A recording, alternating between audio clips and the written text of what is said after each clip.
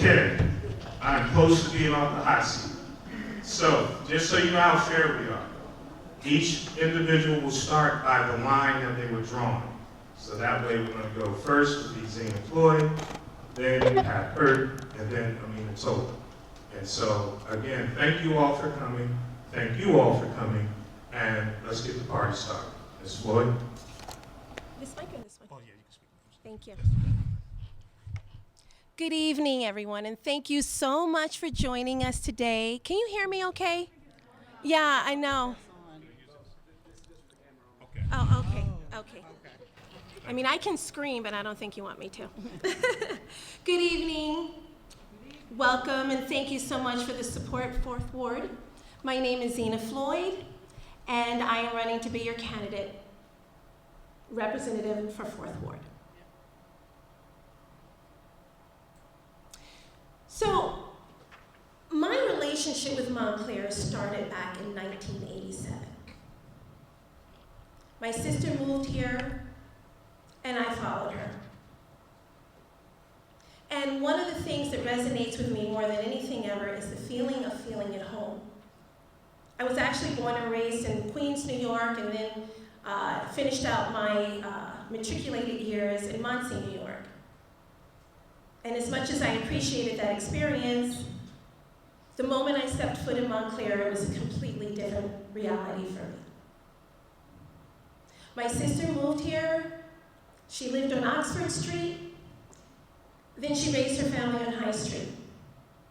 I was at Rutgers University in New Brunswick when she first moved here, but I can honestly tell you that I spent more time in Montclair than I did on the campus. That says a lot for a young person at that time. And I think the reason being is because I felt at home. I don't know if you understand this about Montclair, but Montclair folks, men and women, they have a little swag about them. You know, they have personality. It doesn't matter whether you are a CEO or a janitor. Everybody connected. Everybody had relationships. So then when I graduated, I ended up moving to Montclair, and I bought a condo on Glenmont Square, across from Nicholas, again in the Fourth Ward. And then eventually, the best part of my life occurred. Where are you, honey? When I met my husband, Michael Floyd. And he's one of you. Born and raised in Montclair, but I think I'm the luckiest.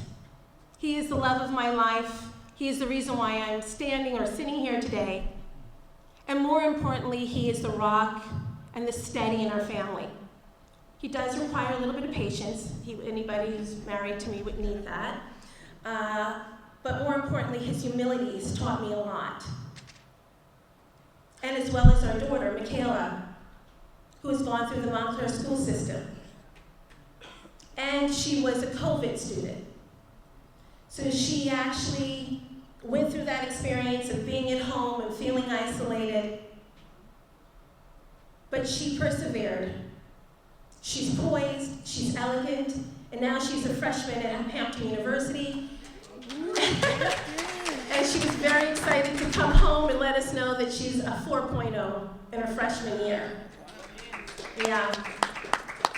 So I think that it's important to understand that a Montclair family resonates, and family can be blended, mother, child, mother, father, mother, mother, father, father. That's what makes Montclair so exciting, right?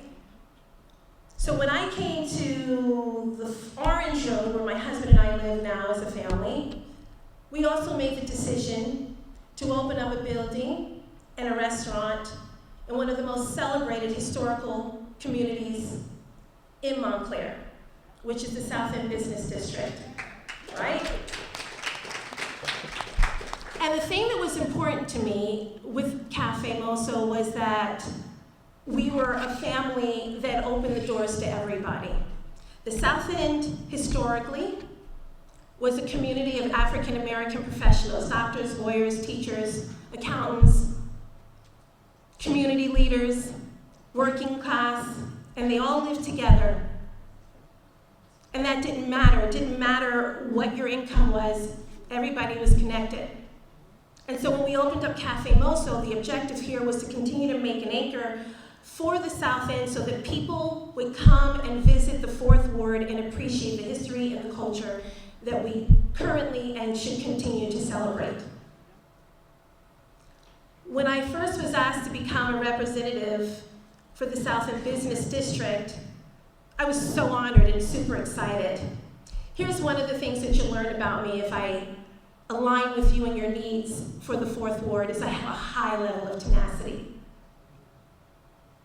You give me a responsibility, you charge me with a task, and I will continue until it's completed. I am solution-oriented.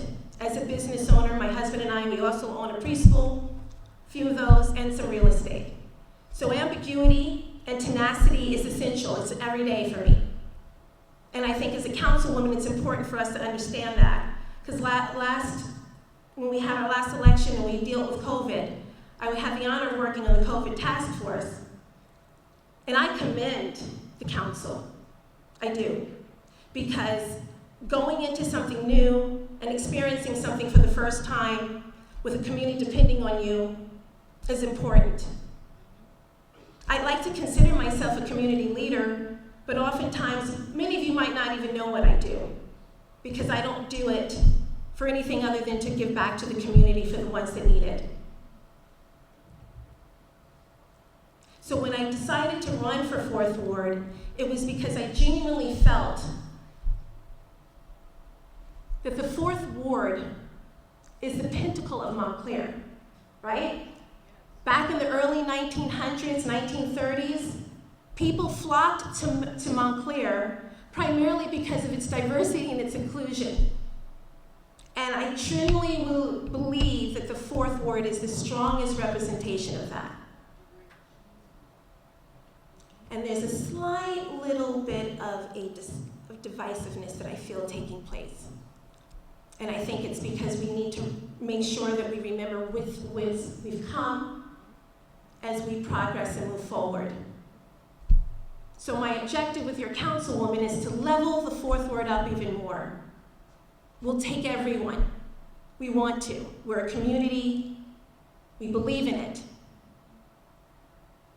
And I hope that if my goals and my aspirations and my vision aligns with you in the Fourth Ward, that you will choose me as your next Fourth Ward council. And I think Councilman Cummings, who is an incredible businessman, here he has a really cool job, father and husband, and he's also our councilman, and he shows up. He's dedicated, and he's committed, and he makes the hard choices. As I watch him and others like him perform on the council, this is a gift to our town. When we do this job, it's volunteer. We have families, we have children, we have outside responsibilities, but they show up.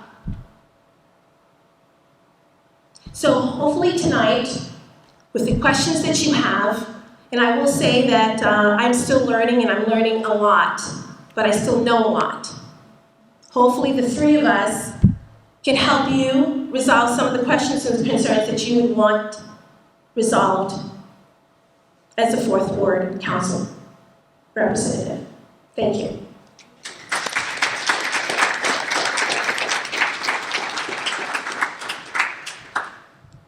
Good evening, everyone. Thank you for coming out this evening. My name is Patricia Hurt. I am a lifelong resident of Montclair, grew up in the Fourth Ward. I've owned 3 properties in the Fourth Ward. And I just give you a brief summary. If you would like to see my bio, I can supply one in the back. I'm a graduate of Montclair High School, where I won the top award as the MHS Award in 1974. I'm a graduate of Elmira College and Howard Law School. I've been assistant prosecutor in Essex and Hudson. I've been the chief prosecutor for the city of Newark.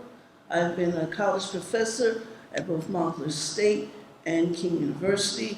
I was the first Black woman to be the deputy county administrator, being the second one in command at the county under James Treffinger, and I was the first Black woman to be appointed as the Essex County prosecutor.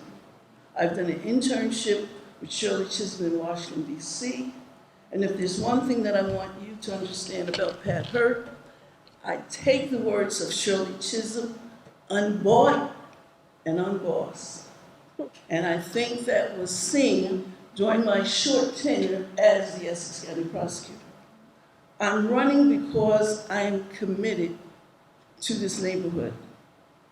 I'm running because we must keep our seniors here.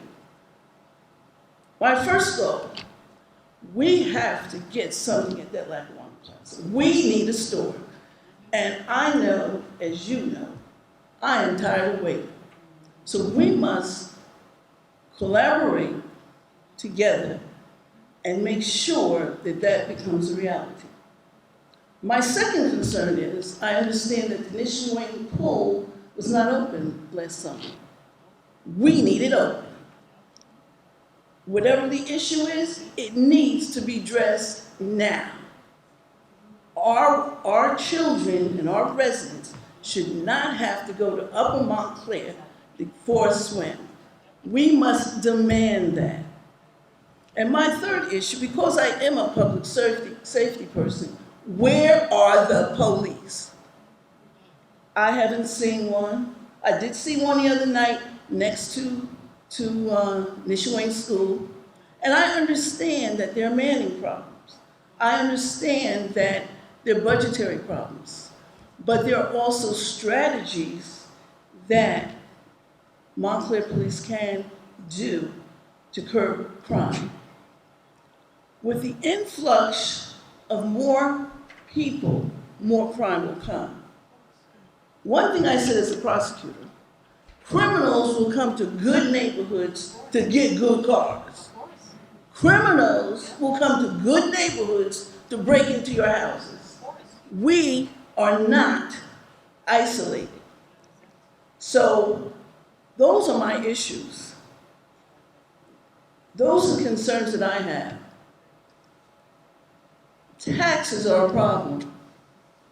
I will just share this with you as a real estate attorney. A lot of seniors that come to me cannot afford to stay in Montclair because of their fixed income. Many have decided to get reverse mortgages because if you understand a reverse mortgage, the bank gives you a lump sum of money, or you can get money at an interim time, and then upon your death, they call that mortgage 1 year. Most beneficiaries are not able to handle those notes. I have to be honest with you. My mother and father bought their house in 1963 for $12,000. If Pat Hurt, lawyer, prosecutor, teacher, professor, had to buy my mother and father's house, I could not do it. The house up the street on Lincoln and Irving Street went for $1.1 million. A recent house near 35 Irving Street went for $675,000. Today, I am the legal studies teacher in East Orange. My salary could not support that. I have the drive, I have the guts, and I have the bruises to show for what I believe in. It has been an interesting journey for the last 25 years at the Johnny L. Cochran Junior Academy, where I serve as the legal studies teacher. I can tell you this, I have won 7 mock trial championships for elementary students under the New Jersey State Bar Foundation, and I am the winningest minority teacher in the state, bar none. And my goal, as I nurture these young minds, is to get them ready for what they will see. The world's a lot more complicated, a lot more competitive. So as I pour into these young minds, be the best that you can be, I bring in the Essex County Sheriff, the Essex County Juvenile Detention Center, so that they can see what the law is about. So the question might be, so, well, Ms. Hurt, what have you done lately? I support and bought $2,000 worth of gift tickets under the Missions for His Glory. And through my church, New Hope Baptist Church, as we see the homeless, because they want money, we give them a $10 gift card from McDonald's. We give them a $10 gift card from White Castle. We give them a $10 gift card from Kentucky Fried Chicken. That is what I have been doing. As a deputy county administrator, I was responsible for the equipment that is in the Baby Park at Glenfield School. The basketball courts at Montclair High were named after my late brother, Robert Hurt, God bless his soul. If you want to know what I did, I opened the Essex County roller rink in Branchbrook Park. If you want to know what I did, I opened the Essex County Juvenile Detention Center under James Treffinger. I will work with you. I will work for you. I cannot be bought, and I will not be deterred. And the last thing I'd just like to tell you, because there's a lot of controversy as to what happened to Pat Hurt as the Essex County prosecutor. I would not be bought. I would not be boss. Esther in the Bible is my favorite female. I'm Esther. So when the Republicans came after me, I did what Esther said. If I perish, I perish. So I perished. So all of us are committed in one way or the other. So I just ask that you listen to us, ask the probing questions, and perhaps I can get your vote. And if not, I'll be quite honest with you, anyone you pick, I think you'll have a fighting spirit here in the Fourth Ward. Thank you.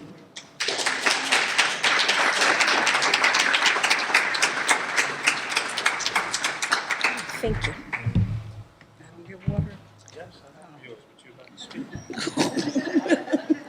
Okay, Dave. Good evening. Can you hear me okay? Yes. Great. So I'm going to read from my speech that I prepared for you this evening. First of all, thank you all for coming out tonight. I know the weather is not what we desired, but we're here. So again, thank you for being here. If you don't know me, my name is Amina Toller. I am a Montclair resident. First question, let me just go off cuff for a moment. How many of you have attended a town council meeting? Can you raise your hands? Great. How many have you spoken public at a town council meeting with an issue or a concern? Now raise your hand if that issue or concern has been fixed or addressed. Okay, thank you. Again, as I stated, I'm a Montclair resident. I take great pride in my community, and I understand the many benefits of living and growing up here. Earlier this year, I made a decision to throw in my hat in the ring as we approach the upcoming May 14, 2024 elections for Fourth Ward Council seat. I was truly overwhelmed and humbled by the many residents who encouraged me to run and believed in me and my commitment to our town and my community. I feel truly blessed to have this opportunity to run for Fourth Ward Councilor and represent the residents with their best interests of our town. While I understand the challenges ahead of me, I believe that understanding the needs of the people and looking out for residents' concerns is a #1 key factor.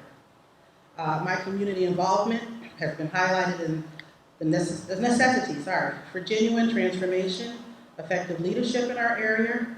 I'm confident that I can lead the Fourth Ward with integrity, sound decision-making, and a commitment to ensuring that all voices are heard. Every resident of the Fourth Ward is important, and I am dedicated to amplifying your voices while collaborating with my colleagues to enhance Montclair for everyone. Montclair's Fourth Ward is a vibrant community where we prioritize our neighbors our town, our families, and above all, ensuring our voices are heard. The Fourth Ward deserves a representative who will advocate, take a leadership role, and stay focused on the residents' priorities, which is, to me, what we're really here to do.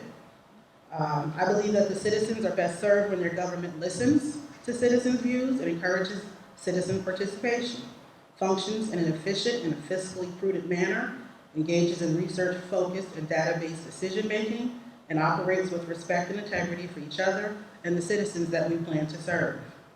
I believe political ambitions pace of play matters have always disadvantaged residents, and they will continue to do so. I have none. I am committed to ensuring that the community's voices are always at the center of my decisions as a Fourth Ward councilor. My top 3 items would be responsible development, traffic and pedestrian safety, coupled with sustainable environment. Definitely our seniors, because they're our core, they're our people. You know, I'm probably 2 steps behind them, so I really care. The other thing that I think we should be focusing on, I believe, is the need to help our neighbors. If we know that our neighbors are in some kind of distress or have some issues, we should be able to go over and help that person and ensure that they're okay. I started Montclair Mutual Aid exactly 4 years ago on March 17th, and it was a group of neighbors. We got together to try to help each other during the height of COVID. And here we are 4 years later, still going stronger than ever, better than ever, and still helping neighbors. As you know, I'm the board chair for Friends of Howe House, extremely instrumental in saving the first freed slave house here in Montclair. That house was returned to the community and stand as a testament to the African Americans who helped shape and mold Montclair. And that's important to me, and I'm sure it's important to many of you here in this room as well.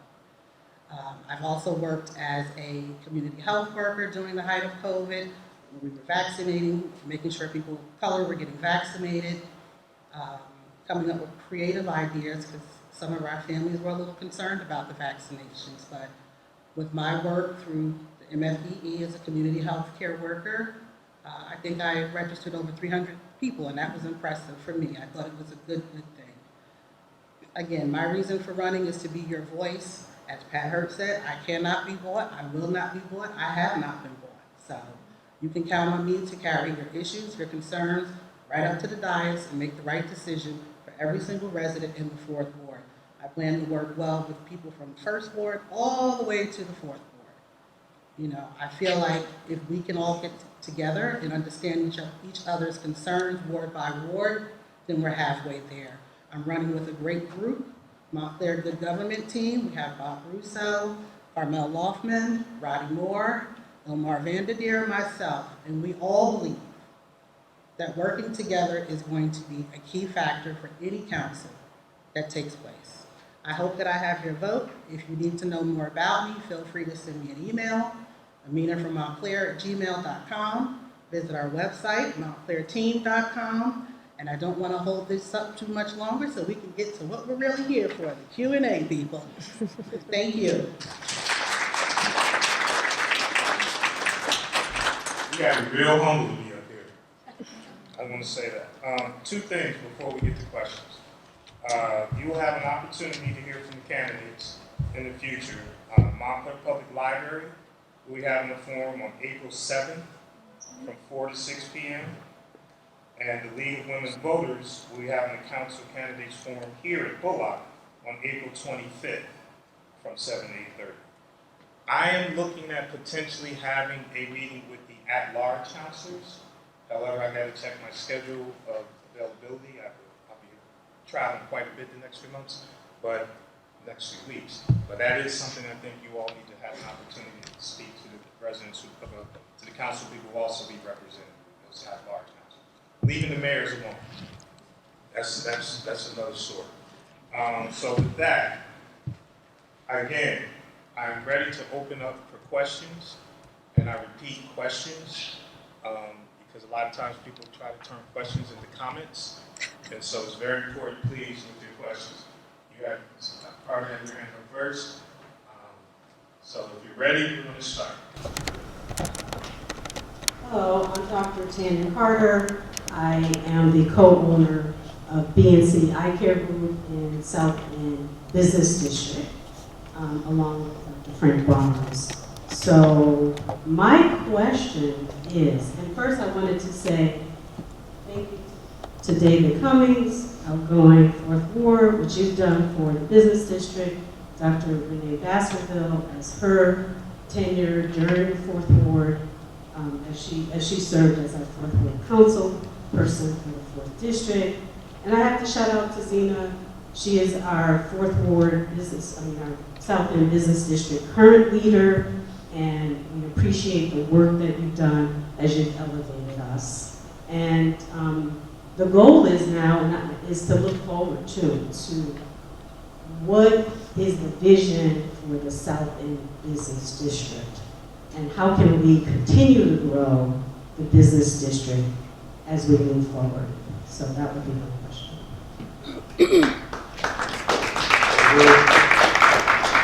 We'll go in reverse order. So, Anita, Pat, Zena. That rhymes.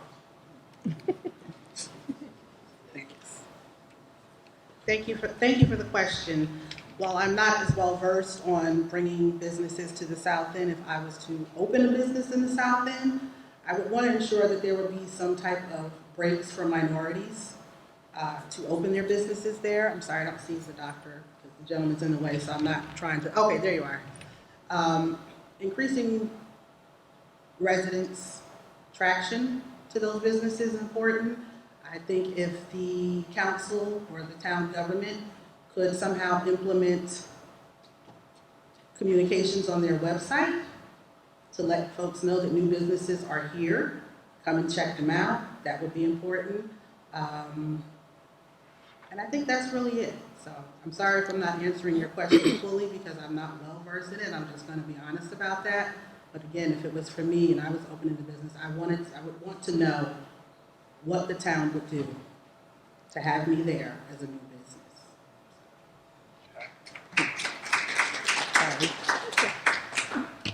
One thing I do think that needs to happen, there has to be more collaboration between the county government and the local government.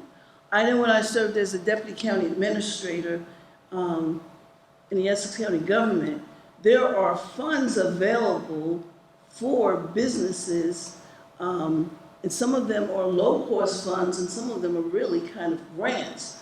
And I think part of the problem has been in Montclair that a lot of things that are available at the county you don't know because there's no dissemination of that information. And give an example. Everyone knows Star Pizzeria in West Orange. And if you recall, years ago, they did their brick front. That brick front was done through funds through the county, and they were very low-cost funds as an incentive for businesses to do it. I think the other thing that, and I don't know that much about business neither, is that we have to create festivals. We have to attract small businesses. Again, there's a lot of funds that are available at the county that is not, the information is not trickled down to the locals. Now, I haven't become abreast as to what exactly is at the county now, but we have to keep that door open. And we also have to look at the trafficking on the South End. I think we need to establish more parking in the back, because that's not really used. So I think we just have to sit down and we have to ask you as the business owner, what do you need at the South End to make it work? I think that's very important. And we sit down and listen to them.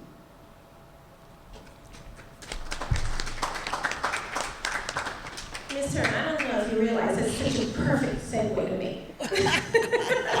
Considering I do have a business in the South End, right? One thing I will say first is that the South End Business District, we work collectively together.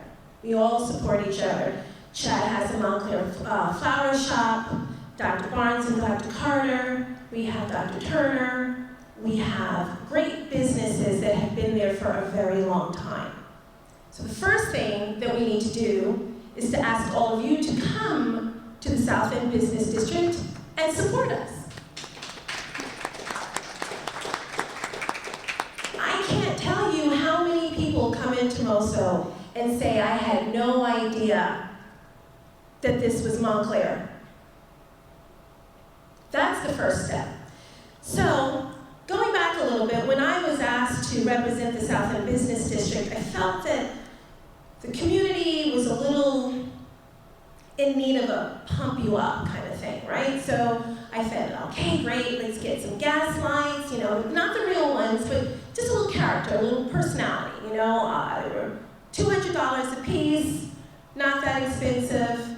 I wanted to get the grass cut. Hey, that's a novel idea, right? Just to have the grass cut, maybe bring the sweep cleaner through the streets every once in a while, just maybe every 6 months, which is about how many times they come. And more importantly, I do understand that the 4th Ward, in addition to the South End Business District, also has Grove Street businesses, Grove Pharmacy, the Corner, which I eat at all the time, love the food there. We have businesses on both sides of Bloomfield Avenue, and we have this one building that's been kind of sitting there collecting dust. And I will tell you that having a building that collects dust is kind of like a fish that rots from the head. It bleeds into our communities, and it impacts the desire for people to want to come and support small local businesses. I have begged and pleaded for businesses to come to the South End, but I can't promise foot traffic. I can't promise that you will have people coming in and spending money in your location. And in order to do that, we need a vibrant community for the 4th Ward as a whole. Personally, I would love for us to be focused in the arts. We did the art walk. I have done art exhibits. I have represented artists at my restaurant. I have music out on the street. We have done the Fame Festival, Family Art, Music, and Entertainment. It's a little minor only because it was we were just getting started, and I just wanted to make sure that we were doing things right before, we publicized it greatly. But it is effective and it works. We had local bands that came through. We had vendors on the street. But the objective with that is when they're coming to shop, for the vendors that are there for that day, they're like, oh, I didn't know Choppies was there as a dry cleaner. Oh, I didn't realize that we had a Tribeca pediatric center that just came into town. We have a great pizza place that we used to own and passed it on, right? So that's how you bring people to your community. Dr. Carter, you actually help our district tremendously. You're phenomenal, phenomenal conscious, and help everyone. I have customers that come into the store like, well, why didn't we get our rice served? We're just going to eat here. That's how that works. That's how that works. So we need to liven up the 4th Ward as a whole. I know I speak to South End because I represent that business district. But as a 4th Ward council, there's a lot of businesses, small businesses on Bloomfield Avenue, Crim Crumb, the ice cream place. There's a falafel guys that just came to town, their food is amazing. And they're like, they don't have anybody coming in to shop because we all go left on Bloomfield Avenue. So the most important thing that I will say with attracting business to the South End and 4th Ward as a whole is beautification. You want to feel good. You want to be able to walk your children in their carriages down the street, see flowers, see gardening. And I'll be honest, the Jehovah's Witness Center, I gave them the money, and they planted the most absolute beautiful flowers this year. The year before, I'm not a green thumb person, but I couldn't take seeing those flower pots in there, and I really did try to buy these evergreens, and they all died, and I'm really sorry, but we tried, right? We really, really tried. So I was really excited when the Jehovah's Witness Kingdom Hall offered the opportunity to help us there. So it takes a community, it takes all of you to come and support us and it also takes beautifying our districts as a whole, and more importantly, recognizing that the Fourth Ward is more than just the South End Business District. Thank you.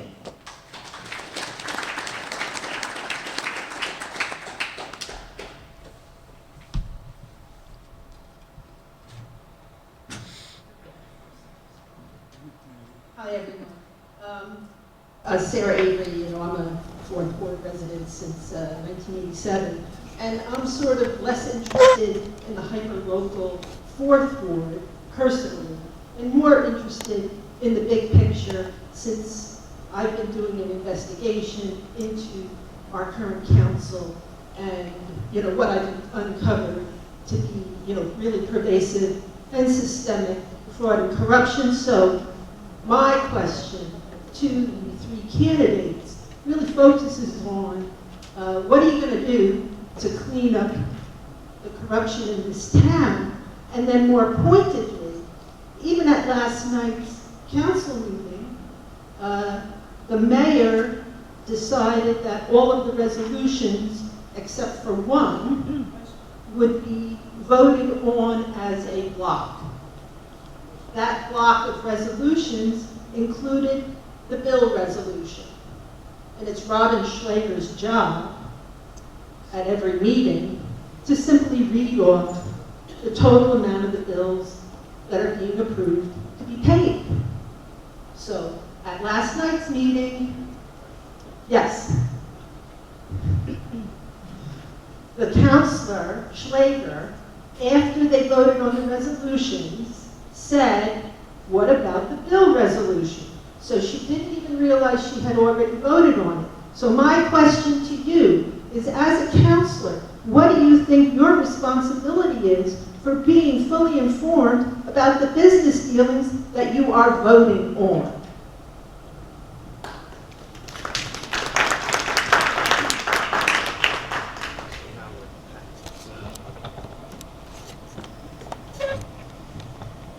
I really couldn't speak on it because I don't really have all the facts. I do understand there's been a lot of turmoil with the council over the last 4 years. But just to answer your question, if I used to be a prosecutor, so if you tell me there's criminal activity afoot, you know who I'm gonna call.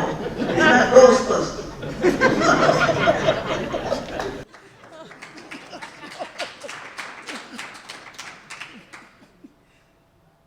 That's a very good question. And as far as the legalities with the council is concerned, I'll leave that for the experts to determine.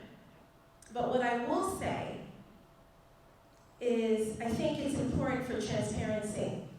I think it's important to communicate more with our residents in town. And here's the thing. As a council person for the Fourth Ward, I get one vote. But we have to work with all 6 people on that dais to make sure we're making the right decisions for the community. So as each of us represent our respective wards, and we're talking about the issues that are concerned, one of the things that I think are really important, Ms. Avery, is that we are focusing on the communications within the various departments in Montclair. Board of Education is number 1. We've got the Board of Education, you have the police, the fire, and the EMS. And believe it or not, I just learned recently that the EMS, the ambulance that comes to save us if there's ever an issue, is not even on the township's financial payroll. So they are independent and they are making money the best way they can and saving lives simultaneously. So I think that day one for me is to first find out what's going on with our immediate community issues, the seniors, the youth, traffic safety. And then also speaking with our town manager and understanding where costs are going and having clarity. And I'll say this on the record, that I have not a problem with sharing what I've learned with our community, because it's your money, our money, I should say, that they're spending. Thank you. Thanks, Ms. Avery, for the question. I have a meeting scheduled with Mr. Lapola on April 5th. So the second part of your question about the legal stuff, I will speak with him about that. But if you're asking what a council person would do to ensure that employees at Town Hall are being held accountable for doing their job, then I would try and implement somehow with the other counselors the hierarchy that's used at the Board of Ed. And everybody that works for the Board of Education at central office, those departments create reports. Those reports need to be shared on a weekly basis with the superintendent and the board members. The same thing would apply to the township manager or the director of planning or the tax office. The only way to ensure that we know exactly what's going on with every department is to implement something, to make sure that we're seeing and know everything that's going on within Town Hall, so it's not a surprise at a meeting. It's not a surprise on a resolution. That's what I would do. Thank you.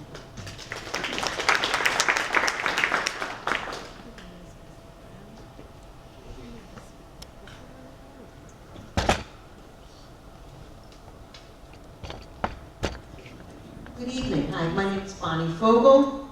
I actually live in the 3rd ward, right next to the 4th ward. My heart is in the 4th ward.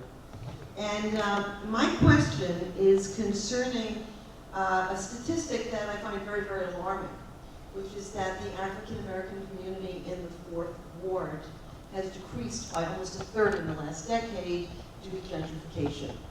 As an aside, I'm aware of people that I know who actually buy properties and own properties, that the township has a thing that a 5,000 square foot house should become 2 houses that rent for in excess of $6,000 a month. Now, I'm not going to bring up anything about any new luxury housing that's planned to go up, that as far as I'm concerned is not going to help Montclair or the generations of people who live here. What I want to know is, what are your thoughts about what can be done? And very frankly, 5,000 square feet does not equal 2 units. It equals 4 units that working class people like teachers might be able to afford. But what are your thoughts about what can be done? Because let's face it, that's a horrible statistic of a population declining like that. And it's declining because people's grown college-educated children can't afford to live here. Thank you. You guys understand the question?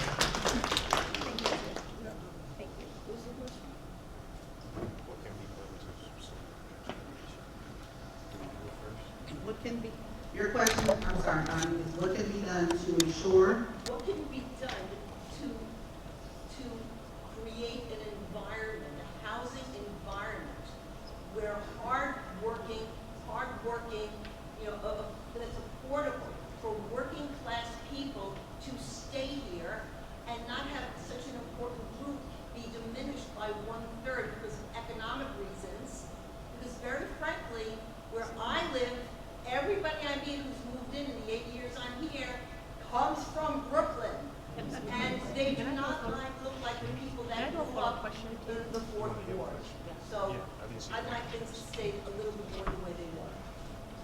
Okay, thanks. So you are correct. Our numbers are shrinking for the African American population here, not just in the 4th ward, but in the town in general.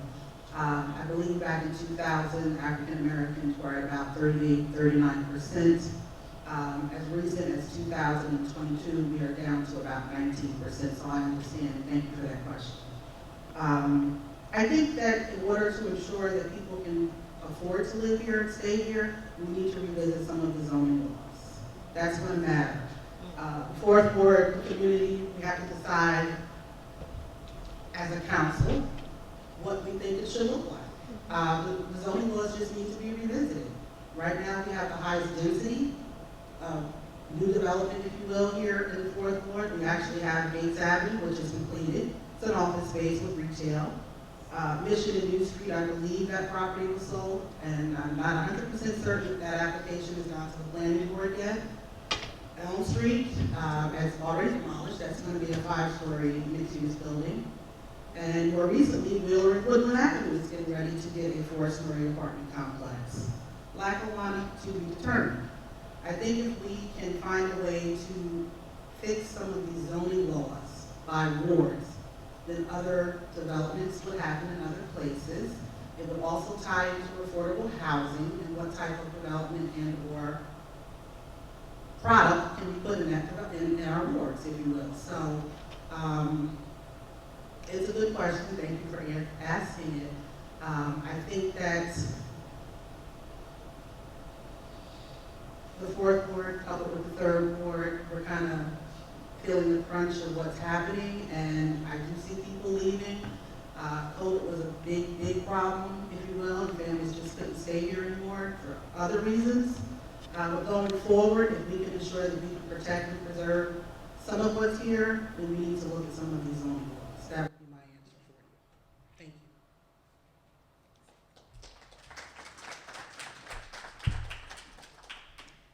Bonnie, I think that's actually a very good question. As far as gentrification is concerned, I think we need to clarify that a little bit.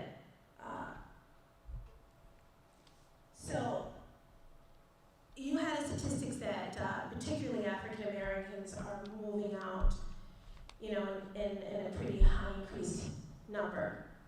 But actually, the statistics that I looked at recently, the reason why we had a pretty large amount of people leaving that were around Lackawanna Plaza is because that was what the conveniences were that were available. And then the other ones, people are aging out or choosing to go someplace, just not even just Montclair, just the cost of living in New Jersey is high. And when you retire and your kids have already gone through the public school system, which is one of the reasons why people come here in the first place, you want to go someplace else. For me, gentrification doesn't just apply to African Americans because we come in several different classes of economics. But the fourth ward in particular is 75 to 80% affordable and lower income housing. And I say fantastic because traditionally, African American communities as a whole, we're kind of kumbaya. And it's a very good point about zoning, but I think that if we were to suggest to add affordable housing into units in the second, third, fourth ward, people have a concern about it, but not always necessarily want it in their backyard. We also have food insecurity community. They're homeless, living in the Bay Street with mattresses, pillows, cooking utensils, and they're also defecating wherever they can find a place to do that. I mean, this is something that is very difficult to talk about, but it is a reality in this town. So as much as we're focusing on gentrification, in my opinion, if you have generational families that have been here for a very long time, and they decide to move, so their family, your mom bought her house and it was $12,000, right? Pat, how much do you think if you were to sell your house today, would you get from that? 800. 800. Okay, so that to me is generational wealth and not gentrification. Homes as a whole are increasing. There's no way we're going to go back. But what we should do is first pay attention to the housing situation that we have. A lot of the properties that are here in this town are here because the families that have been here for so long, like yourself and a few others, and they have allowed people to stay at affordable rent. That is different than affordable housing, which is based on your income. And everybody should be able to live in this community because I believe it's one we win in that aspect. And you should not be able to cross the street and recognize the difference in economics. And I think the families that have been here for a long time and they have afforded the opportunity for other people to be able to stay, we need to help them and service them in some way. So I do respect what you're saying and thank you very much for your compassion for my community as a whole as an African American woman, but we're not that simple. And I think when we look at economics, we need to look at it as not just black and white, but we need to look at it as a community as a whole. We're not just a black and white community. So that's the first thing that I would do to address that, is to make sure that we're taking care of the housing that are allowing people to stay here in not affordable housing, but lower income housing. Thank you. I do think that is an excellent question. I've been told if you want to see the future of Montclair, visit the kindergarten classes. Because those are the new people the new families that are coming into Montclair. We are not going to be able to stop the pricing in Montclair. We have to come to grips with that. But what we can do, especially in this new construction, is demand the set-asides for affordable housing. And then after we get the set-asides for affordable housing, ensure contractually that Montclair residents get preference. Because just because you have affordable housing doesn't mean that we get, as a community, get preference. And that's what Sharp James did in Newark when they decided they wanted to do the prison. He had them commit that if you want to work at that jail, okay, you have to be a Newark resident. I saw so many people moving to Newark, New Jersey, because they wanted to be a correction officer. So we have to, then the politics is, who is going to pick the people to get the affordable house? Because that's another thing. There's a list, and then there's a list. So we have to ensure that not only the set-asides for the affordable, that Montclair residents get priority, and we have to look at the list and take a critical eye and make sure that there's no hanky-panky with the list, okay? We're not gonna stop this construction. I've been here since 1963, and I hate what I see. I can't even park on Bloomfield Avenue on the weekend, and I refuse to pay $20. So we have to come to grips and put the brakes on how they develop, where they develop, and not only in the fourth ward, but everywhere. And I also think we can, if we work together and the other wards, we have to give some kind of incentives so people will make their units affordable. Most landlords, and I've been a landlord, can't afford a Section 8 because you can't pay these taxes. You can't make a profit. And if you can't make a profit, you're not, let's just be for real, you're not going to put people in your unit that are income restricted. Especially now when I look at people getting $3,000 and $4,000, $5,000, someone said $6,000 for units. So we just have to be shrewd about affordables. We're not going to stop them. New Yorkers come here, and this is like a cakewalk. It's cheap compared to what they're paying in New York. And quite honestly, a lot of my clients can't compete. They can't even get qualified. And we're looking at a market now where interest rates, I think they've come down. They were 8, now they're 7. Can you imagine trying to get a $500,000 mortgage at 7.5% with 3 points? You need 4 or 5 people paying one mortgage. I'm a real estate attorney. I usually have 10, 15 closings. Last year I had 1, because people can't get qualified. So we just have to really come to grips that with the train coming to Montclair, Montclair has changed. It's no longer the sleepy town that I grew up in and loved, and we just have to really sit down together and strategize what will happen in the next 10 to 20 years.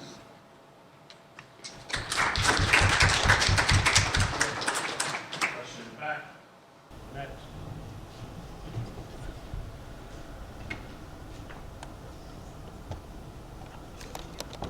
Hi, my name is Alyssa. I live in the fourth ward. I am a Montclair High School graduate from class of 2018. And this question is for all of you. But before I ask my question, I'd like to preface this by I'm a proud Montclair resident. I've been in Montclair since I came from Queens, New York in 2010.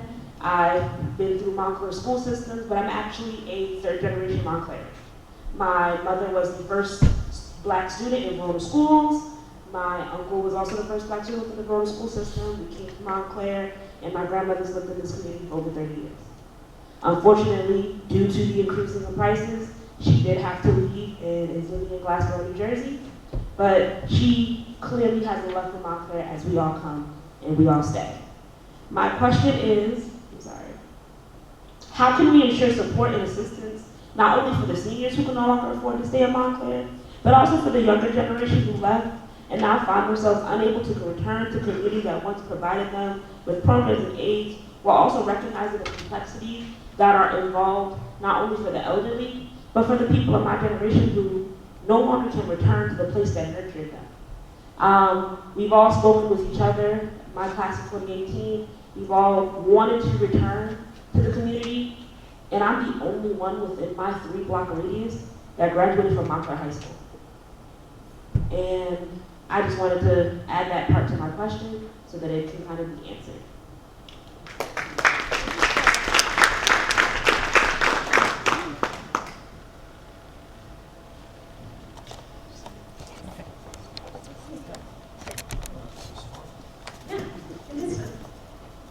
What was your name, Miss Melissa? Alyssa. I love you. Honestly, because to be perfectly clear, the main concerns that I have for the fourth ward, but Montclair as a whole, is seniors who have been here, and what are we doing to encourage our youth to come back? And what I think first needs to be done is to assess our financial situation as a whole. I can't come up with that answer until we look at numbers and we understand what that looks like. But what I would love to do would be to have an affordable housing that is targeted to young people that are graduating or going to technical school or even just want to stay here, but they are able to work through GSA, where we offer career development and resume building, and I teach an entrepreneurial class there, and I'm also the president of the organization, so I'm deeply invested in keeping you back in our community because that's how we continue to thrive. Not a perfect answer, but a start, and thank you for that question. Yeah. That's a tough question. And it's really going to come down to what we consider affordable. I don't have the answer to that. I think the council alone is going to have to really sit down and target what is quote unquote affordable and how much are people going to need to really stay in this town. The numbers are frightening, especially for young adults as yourself that are recent grads, probably strapped with student loans, trying to start a family. It's not much left, so I do empathize with you. But I think we're just going to strategize. I don't know the answer to that. But I do know President Biden recently, what he waived $10,000? That's nothing, is it? It's a piece of cake compared to most young adults have mortgages of student loans. So we're just going to have to really sit down and think of different ways and think outside the box. That's the best I can answer that now.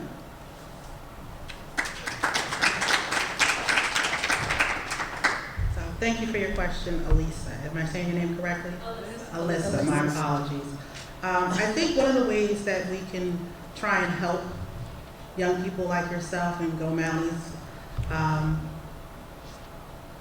Town Hall, we could probably implement a grant writer. Let's find some grants to keep people here. Let's offer some home buying workshop seminars. Let's talk about affordable housing and see, again, like Pat said, what the number is. The number has changed over the years. There are plenty of opportunities from the county, from the state, where our township could apply for funding to help bring people back, if you will. If they're artists, maybe we can create an artist residence type of building or home where people can turn in their art, if you will, to the community, and we offer them a discounted rate for rent of some sort. But I understand what you're saying. It is a hard question to answer at this moment, but these are just some thoughts that I have off the top of my head. As far as our seniors, I think that we need to respect our senior population here. The seniors are active, they're independent, they engage in our community, they're here, they support us, they support everyone. So I think it's important that we also offer programs for seniors. They could need care counseling, they could need a program with guidance services, if you will. It's up to us as a town to ensure that we're taking care of each other, and we just have to figure out a way outside of the box to reach those people. It can be done, but we have to want to do it. So, you know, I'm hopeful. I would love to talk to you more after this, absolutely, and let's come up with some creative ways and think about it. Thank you for your question.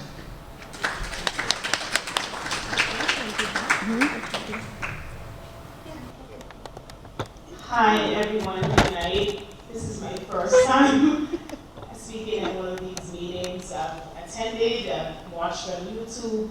This is my first time. I told my boss that I wanted to be more involved. I am a resident of Montclair, and I am the property manager of Home Corp. Home Corp has been around for 35 years. This year is our 35th anniversary. And we are one of the few affordable housing agencies in Montclair that caters to low and moderate income families. And our concern in our agency is we only have 63 units for the town. And how do we continue to serve these constituents when property taxes are so high and we're not even able to build more units because the investors have more money than us as a nonprofit? Like, what are you guys concerned, especially most of my properties I manage are in the 4th Ward. That's the reason why this is so important to me. And I live here also. You know, my daughter goes to Montclair High School. What are you guys concerned? What are you guys going to do with our competitiveness of these investors? I have a property in Washington Street right on the block. Right across the street at home, our properties are less than $1,000 a 1-bedroom. But right across the street, the 1-bedroom is $2,600. How do we manage? How do we keep the residents in Montclair affordable?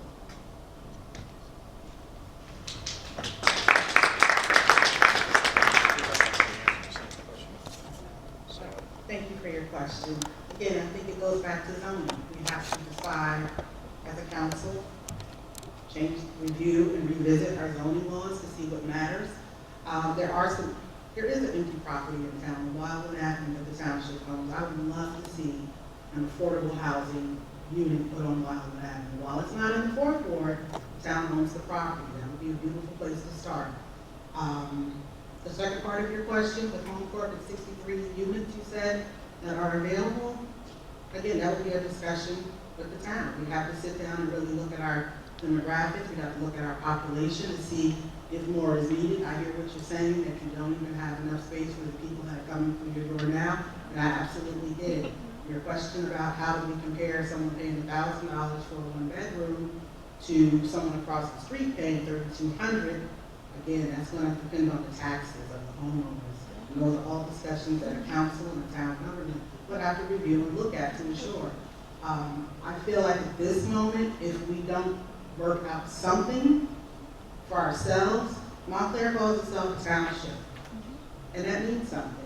If we're going to move at such a rapid pace, then we will become a city, and I'm not sure if that's what we really want. So it really would be in everyone's best interest to come to the table and really have some hard conversations about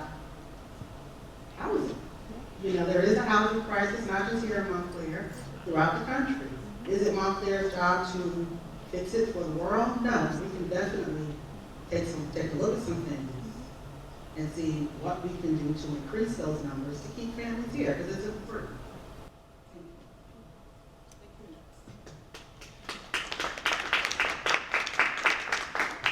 It's a very good question. I think we touched based on that a little bit, but I'm going to expand. This is a creative idea, okay? But when we talk about seniors and we talk about people trying to move into the area, I know my mom was a member of the Do Drop In. She stayed with me until she passed. But before she lived with me, she lived across the street from me at the Garden Homes Apartments. And she had a 2-bedroom. It was like, she's close, but she's not right there. Just didn't, you know. But she had a second apartment. And that is the first thing that I think we could try to do, is to see if we can pair seniors, young people, people who need affordable housing, single mothers, with people that have homes that are older. That's bridging the gap, first of all. And then secondly, I think that it's helpful for youth to be able to take a sense of responsibility, care, and concern for the elder. It's almost like there's a unfamiliarity there that I think the more that we introduce them to each other, understanding from whence we've come to where we go, is a good start. Secondly, I think that we should look at what we have currently. The quality of the homes, people who are willing to rent out at affordable rates, and I believe, and please don't quote me on this, but we had something agreed to where we could put a tiny house or a second home in the back of property as long as it stayed 195 square feet and smaller. That's ideal for saying, hey, you know what, we have a family that wants to move here, you know, it's a single woman or his family that's been there, a lady or person that's been there for a long time. We have someone that we can put in that apartment for you. So I think at least one, looking at people who are willing to take folks in. They have 2 families, double floor levels. Secondly, addressing the idea of putting something in the back of someone's home already. And then also just kind of looking at the budget in general in terms of how we're applying our funds to affordable housing. And affordable housing versus low rentals are very different. And I just want to make sure that we understand that difference there. All right, thank you.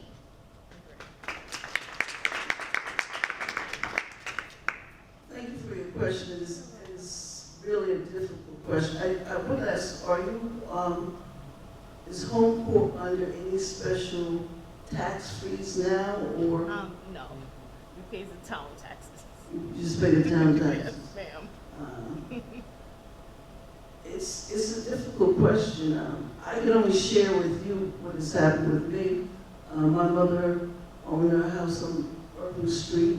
She, 5-10 years ago, was ailing, so I basically sold my property and moved in with her and basically take care of her. And that was just for her to stay in her home, to be comfortable. So I do personally understand what that struggle is. But I just think that, and I don't even know if the town can afford to freeze property taxes because of our school system and all the monies that is taken from the school system, and then also monies that we're sending to the county. And I know one of the issues that I had just looking at the funding going to the counties. I mean, I think county executive is doing a great job, but all these buildings he's building, I just wonder who's paying for it and how is that going to eventually affect my tax bill. So I really don't have I don't have a clue, but it's a tough question. It is. And it's going to require us to sit down and talk.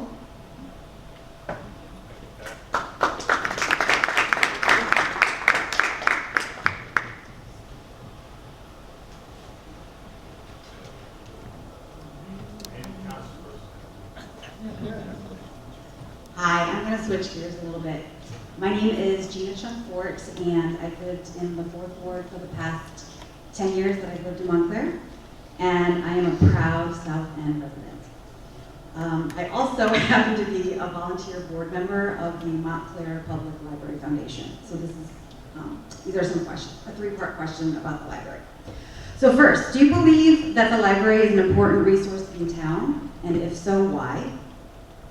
Number two, how would you like to partner with the library to ensure that Fourth Ward residents are maximizing the library's resources? And number three, how would you make your decision for any extra funding that the library asks for above the statutory minimum?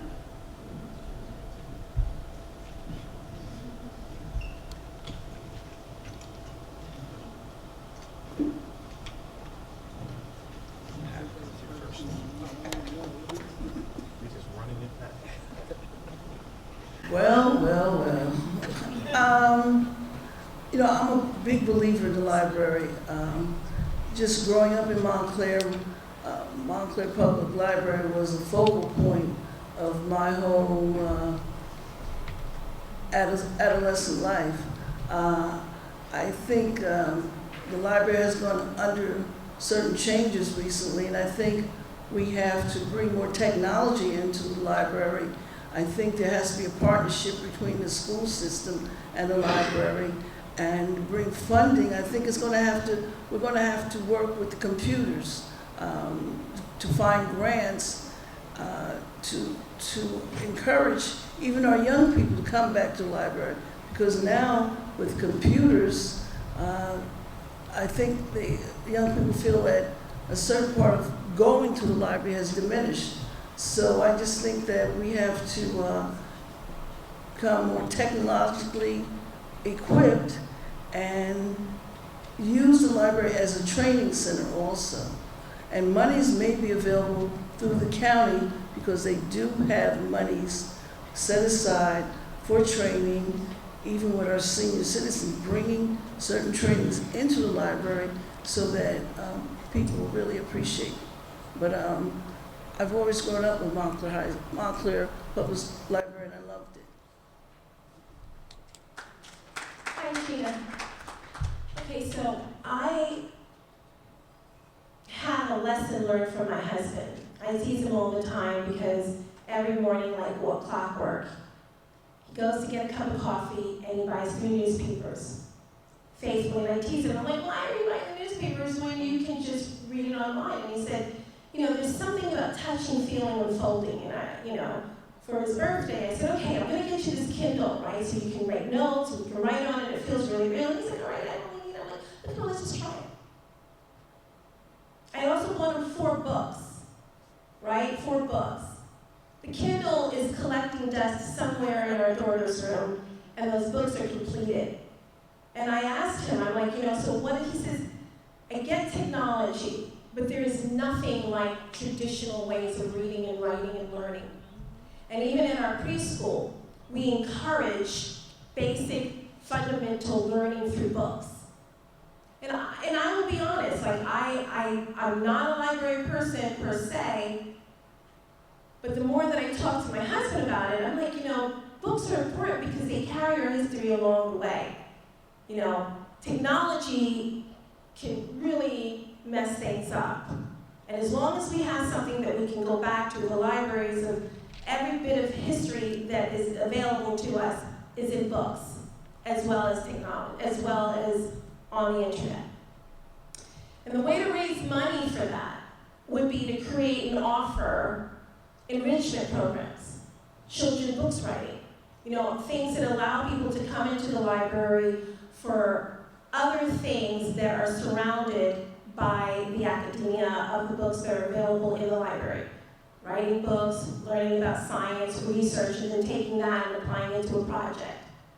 So by doing that, one, you're raising money through the enrichment program, and then we're also able to ask for grants because these are programs that are targeted to our youth particularly. Not necessarily, but particularly. Yeah, that's what my suggestion would be. Thank you. Thank you for your question. The library, I love the library. When my daughter was younger, we would walk out to the library. I grew up on Central Avenue, which is in the 2nd Ward.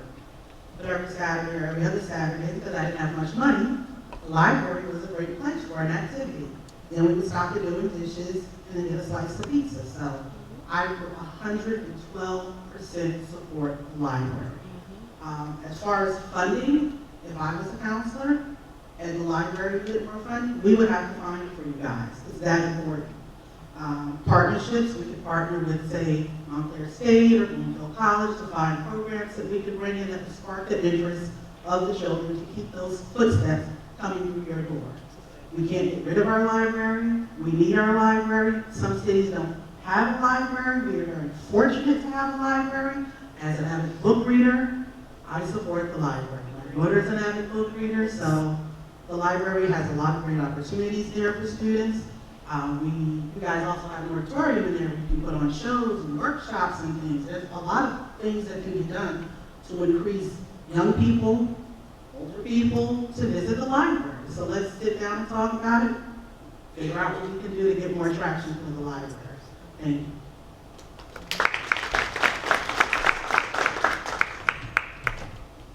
Anybody questions? Raise hands, please.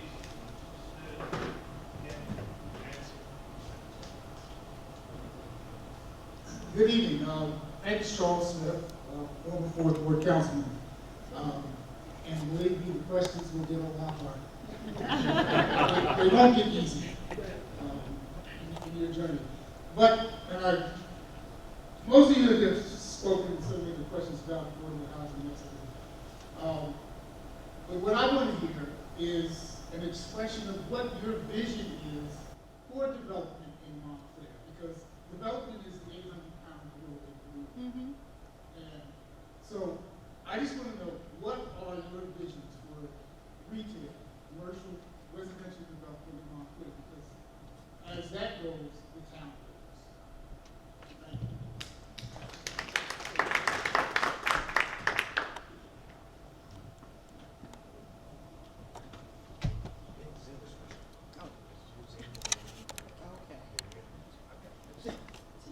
Just to reiterate the question you're asking, so what is our plans or what is our vision?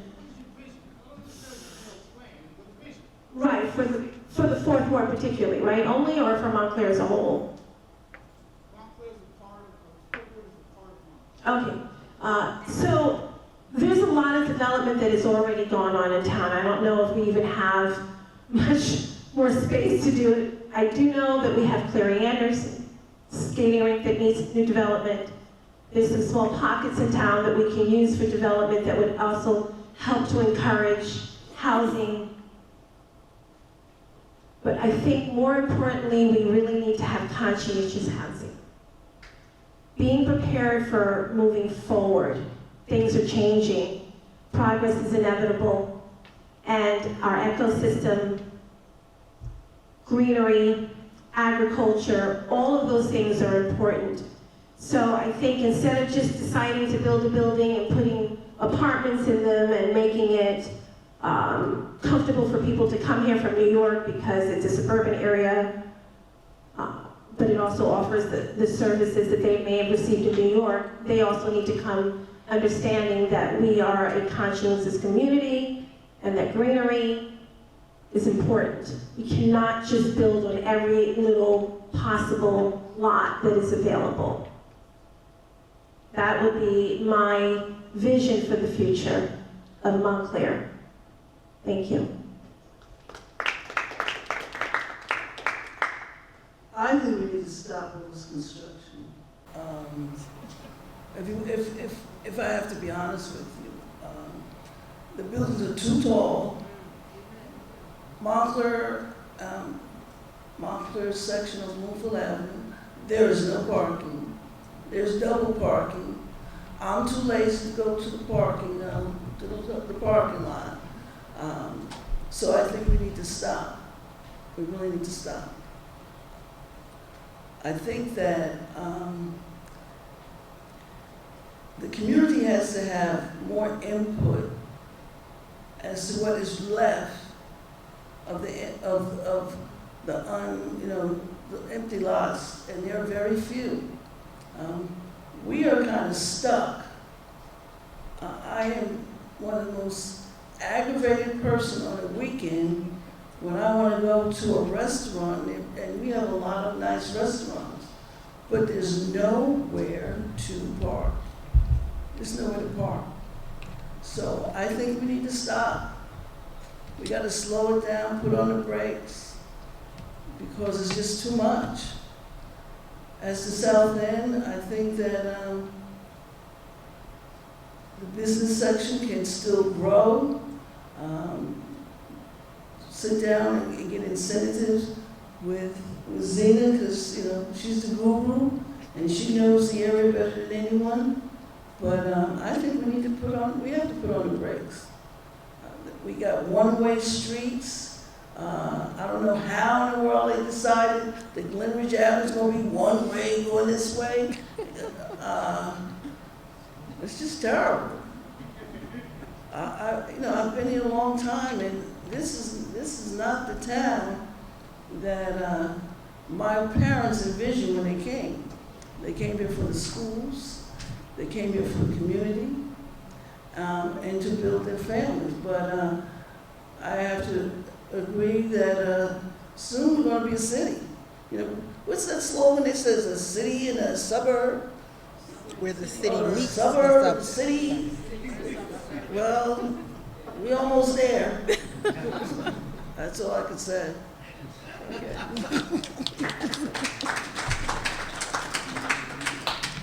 Thank you, Mr. Smith.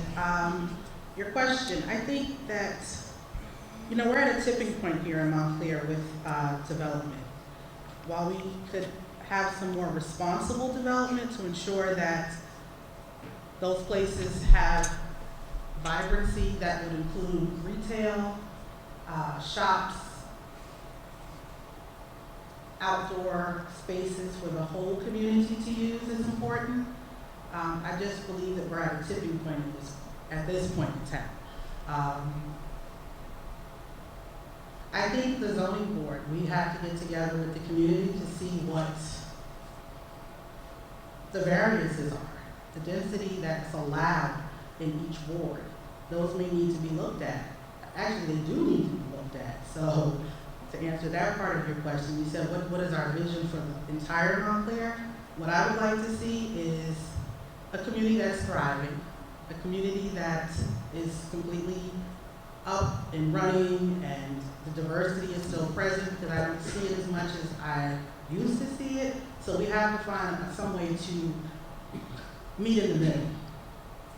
Okay, I would love to have community meetings with people in all wards to see what it is they'd like to see for the town, because I can't answer for everyone. I would rather hear from the residents to see what it is exactly they would want and need that would help sustain our town. So again, visiting those zoning laws, checking out those variances where, say for example, more density is allowed in the fourth ward for 1 and 2 families, which helps to increase the rent, and as well, other people may not be able to afford it, as the young lady from Homeport said. That's part of the problem.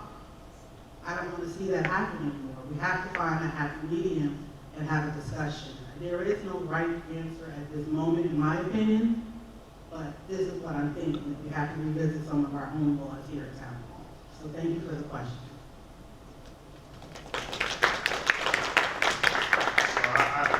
I somewhat owe you guys an apology, because 2 hours is a real long time. However, if you sit on that council seat, throw another 4 hours in.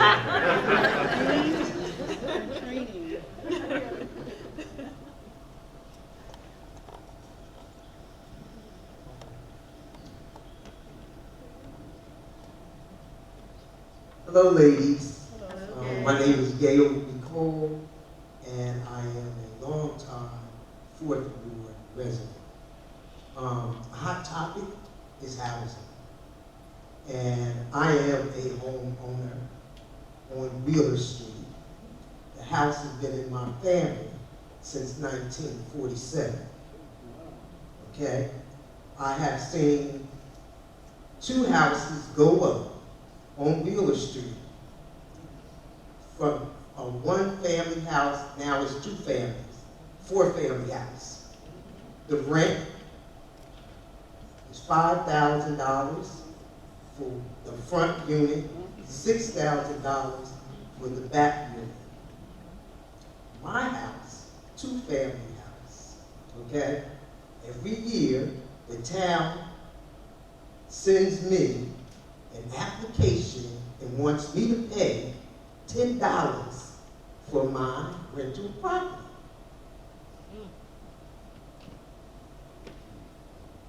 The governor, on March the 20th, passed a bill that they are giving townships, I forget how much money he passed the bill for affordable housing and looking at units. I'm saying this to you guys because one of you guys will win and become the 4th Ward council person. But you really do need to look into affordable housing because the money that the governor and that bill he passed is going to supersede the Mount Holly bill. Okay? If Montclair gets any of that money, I'm hoping that you guys, or whoever wins, would really work with the town council. Because if that half mark or old Lackawanna, and they build over 600 units over there,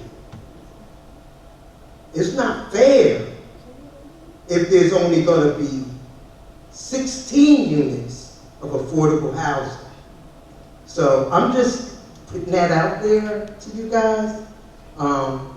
My question, I guess, is can you be committed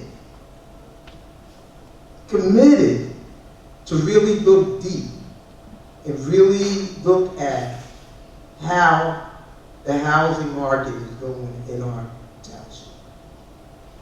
I guess that's my question. She didn't have a question. And I should have cut you off, but I know yay. Answer.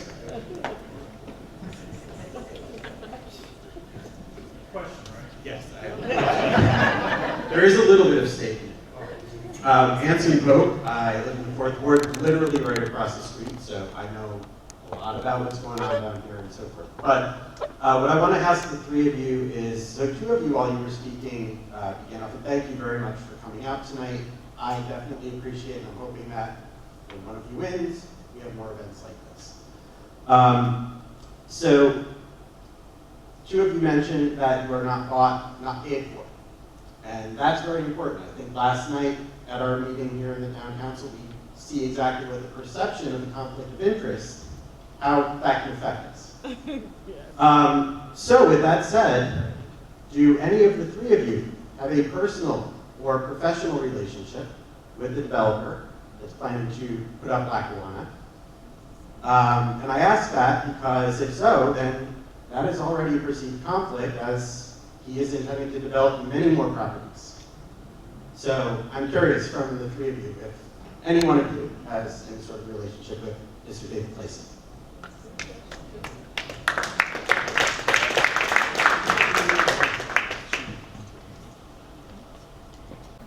Thank you for your question. No, I do not have a personal relationship with Mr. David Placey. I do know Mr. Placey. I met with him. Connor, James Connor, you here, baby? Okay. When did we go see Mr. Placey? About 1.5 years ago, maybe 2?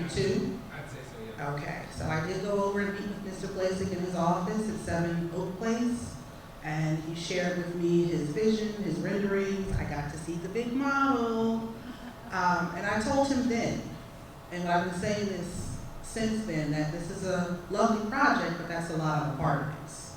I don't think we need that many apartments here. Yes, we need a supermarket. Yes, the retail stores would be great. Maybe 10 cookie cutter homes, condos would be nice, is what I said to him. Mr. Goddard can vouch for me for that. But to answer your question, no, I don't have a relationship with him. Mr. Placey hasn't funded any organization that I've worked for. Probably 2 organizations that haven't received any funding from him, but that's okay, because we're doing great. So just trying to answer your question, full transparency, the best I can. Thank you for the question. No. Okay, so just to clarify, you're asking, do we have any personal relationship, or do we know the developer, or just anything? Personal or a professional relationship. Okay, so I own a business in the South End Business District, right? Not on Bloomfield Avenue. Dick Gabrowski has come into the restaurant. Mr. Placek has come into the restaurant to eat. He asked me to cater his holiday celebration. I gave him no discount. I catered his event. I think Amina was there. We were there, right? And that was it. Do I have respect for him as a developer? That doesn't matter, but to me, it wouldn't matter if he was Timbuktu. We need something at Lackawanna Plaza. So as long as it is responsible in its building, as long as the community can connect to it, and the alternative for me is 100% not acceptable, meaning leaving Lackawanna Plaza the way it is. We've had developers come and attempt to offer a plan that was suitable, and I'm very concerned that we may end up in a situation where nobody wants to develop because of the time and effort that it takes to try and just get a yes from the community. So my passion is for Lackawanna to be built, not so much who the developer is. Yeah. Thank you.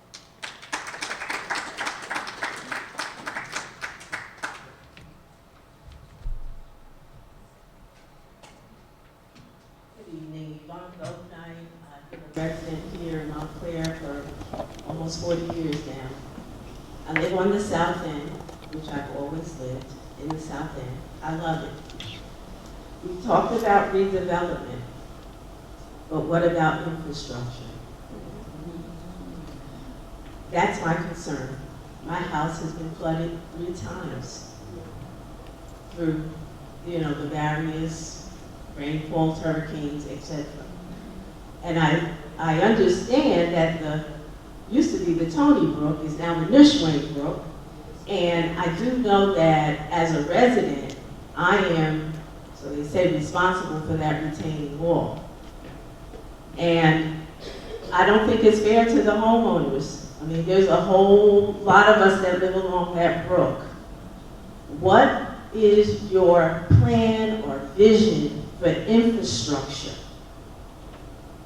to alleviate the flooding that is definitely taking place here in Montclair? Not only on the South End, but especially the South End, because we're at the end of the hill. And so I just like to just hear what your thoughts are in terms of infrastructure and flooding.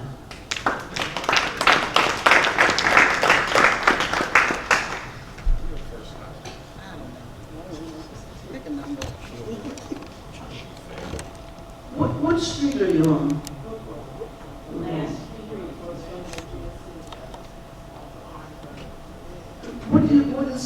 Can I ask a question? What is causing the flooding? Is it structural? Is it? With all this redevelopment and development, of course, that changes the landscape.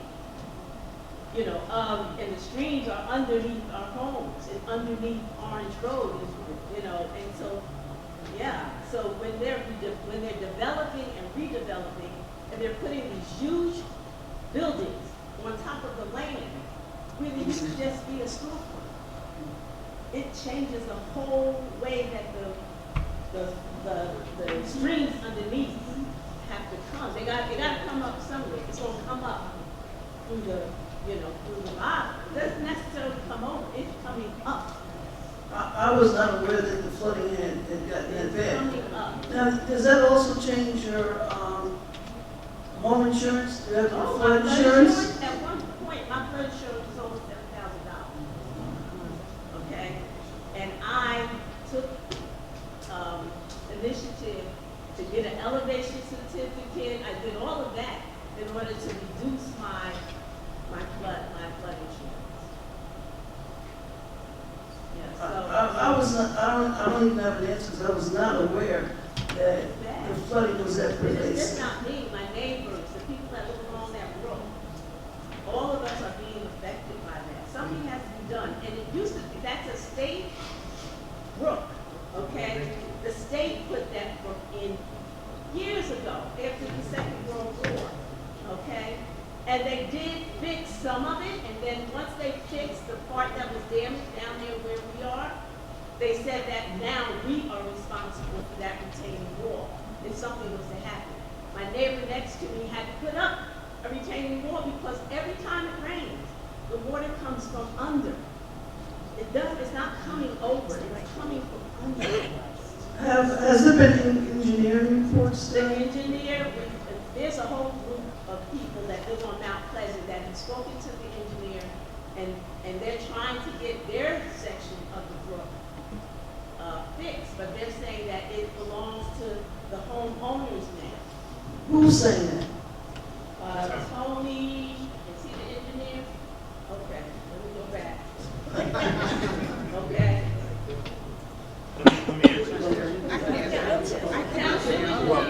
Yes, so essentially, Live. see, this is where you guys have, once you're on the council, these are questions you have to ask, and unfortunately, you have to say, okay, good. Thank you. Because I've already had the answer. I'll have an answer.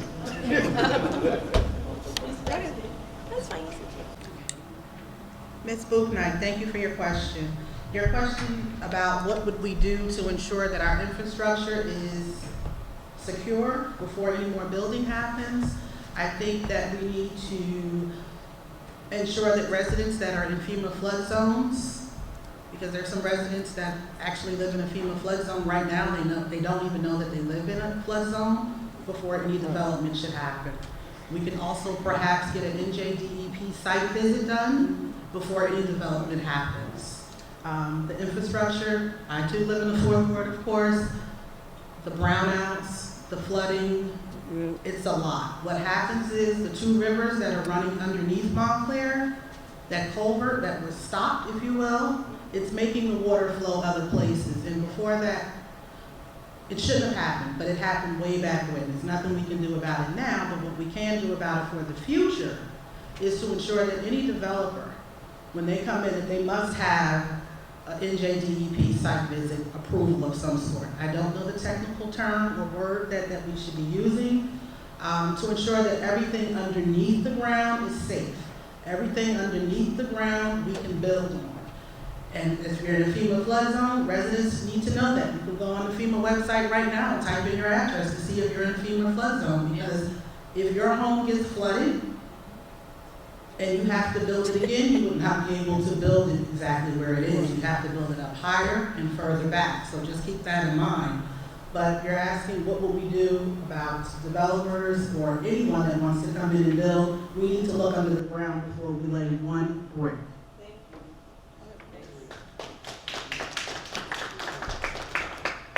So under normal circumstances, I would definitely like Councilman Cummings to answer that question.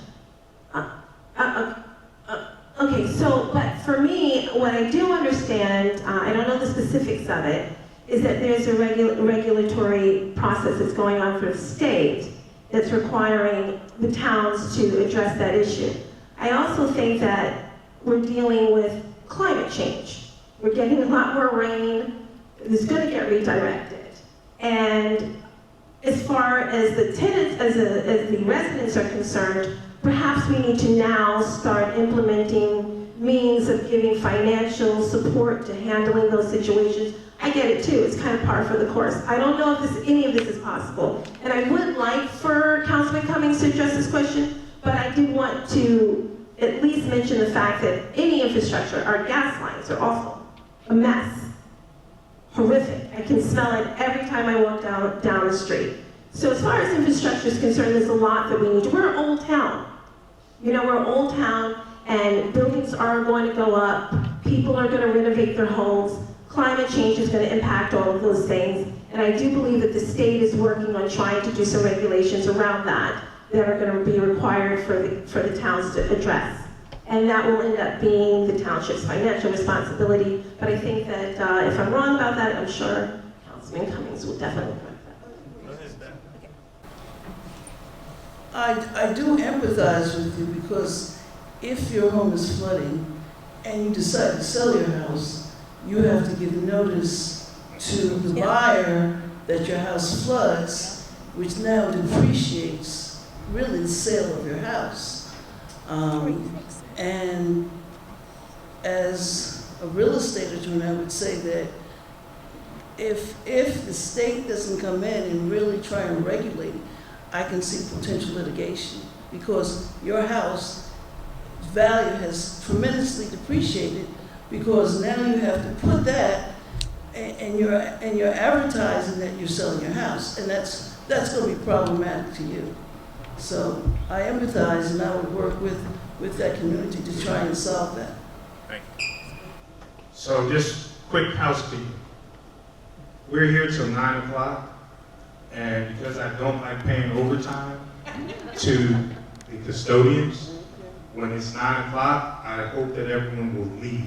Everyone's going to talk outside the parking lot, but you got to get out of here because this costs money, and I'm not having the school send a bill to the township and y'all complain because your taxes went up. To Ms. Goldknight question, she sent me several emails about her property. My aunt lives right across the street. Unfortunately, there are times where that property is not the township's responsibility. It is the owner's responsibility. A lot of times, as Pat just mentioned, insurance companies don't make us aware of those things, and then you end up, oh, this is on me. And so we've had many people go down there, Mr. Bianco and others, because when you ask, they say, okay, we go to the engineers. And then they're the ones who come in and they first say, hey, that's not our responsibility. I've been down there before, we went through. Now, when there's damage to the property, we then go and say some areas of Tony's Brook is the township's responsibility, such as Bowdale and Washington Street, where the bridge is. There was some damage there. We were responsible for fixing that. So when you talk about questions that you get, there are oftentimes you are not going to be able to do what the residents want. And from what I'm hearing tonight, again, I'm being very objective here. And I think the important thing is that you all hear what they have to say, because you all can email me directly. You've got another month and a half.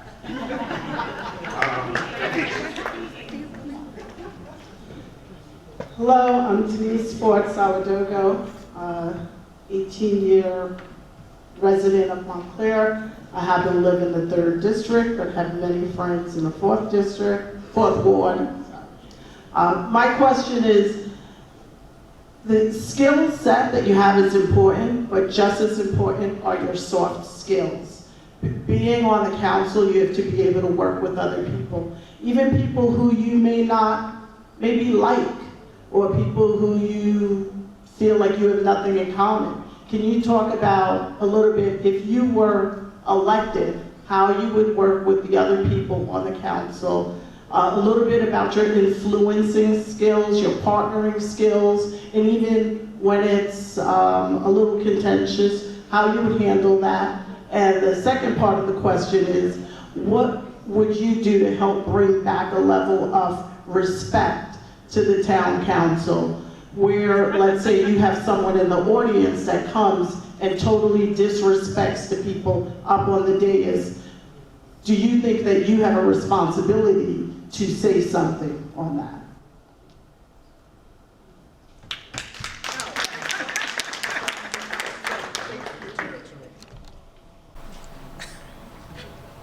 No. I think that you have to have patience to do this job. You really do. Because Lord knows we're not doing it for the money. That's right. We're doing it because we are committed to make a difference. Having been a prosecutor, that's all I had to do was negotiate. You've heard the word plea bargain, and that is all negotiation. I pride myself on being a good listener, and that's what I think we have to do. We have to be a good listener. But as to your question as to the level of respect, we have to bring back some kind of normalcy to that board. You know, as I was sitting there yesterday, and you know, I saw how much anger and bitterness was in the room, I was like, I don't know if I want to do this job. I'm gonna be honest with you. I mean, I got clients that can yell at me and at least they pay me. But we just have to be good listeners. And I'll give respect and I'm gonna demand respect. Okay, but that's a very good question. An excellent, excellent question. First thing, because I have my own business, as you know, we have flexibility with hours. And if I was to become the 4th Ward Council, I really don't want to be there until 1 o'clock in the morning. So what I would like to do is to potentially have an office that is available with times and schedules that we could try to address some of the concerns. I think that the contention is passion, and people care about their community. But there definitely needs to be a level of decorum that comes with that. And you state your feelings and your opinions as long as it pertains to the subject at hand, not above and beyond. Hopefully, we will be able to have a level of respect. We all have to agree to disagree. I personally don't want to work with anyone that does everything the way I want to do it, you know, because that's what conversation comes from. But it's 9 o'clock, and this is the thing that I will say with that, is that it's very important for the community to understand that as your council person, we are speaking for you. It's not our opinion, it's not what we feel. Now, obviously that comes into it, but I would like an opportunity where there's polling or some sort of communication so that we're getting feedback, not just at council meetings on Tuesday night.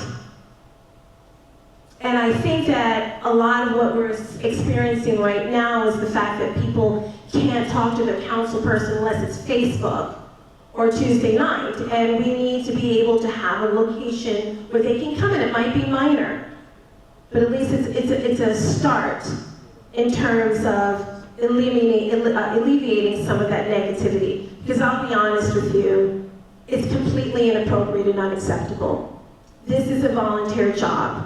Nobody should be addressing people's children, their families, and so many other things that have gone on. And I get it, you're passionate and you want to express that. But you have to keep in mind that we are human beings first. Thank you.